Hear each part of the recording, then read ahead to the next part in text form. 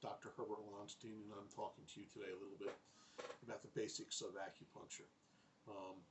Oftentimes, when patients come into our office here, the first question they ask us is, what is acupuncture and how does it work?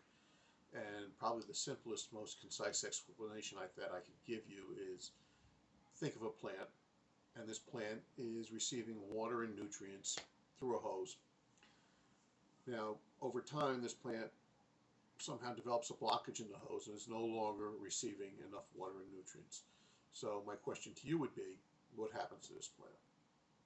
And if you take a moment or two to think about this, you're going to come to realize that sooner or later, because the plant isn't getting enough water and or nutrients, the plant will eventually die.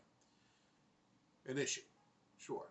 Now, on the other hand, think of this plant once again, and if it's getting too much in the way of water and nutrients through the hose, what's going to happen to it? If you think about that for a second too, you're going to find out that the plant's going to get flooded, begin to wilt, and also sooner or later get ill and eventually die. And that's kind of the way we think about acupuncture. Not that you're going to eventually die or pass, as we all certainly will at some point in time, but rather that most illnesses from the Chinese perspective are from either too much or too little in the way of energy, blood, and fluid, which are the three substances that the Chinese theorize move through the meridians and the blood vessels. In the Oriental medicine system, the life force, the term I'm sure you may have heard it, is called qi. So you're moving qi, blood, and fluid through the system.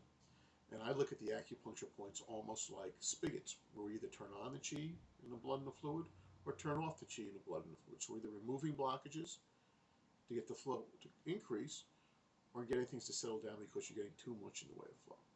So by either turning on or off the faucet, we can help to regulate the body and really allow the body to heal itself, which is what the basis of the whole system is, whether it's acupuncture or chiropractic or massage therapy, all of which we offer here.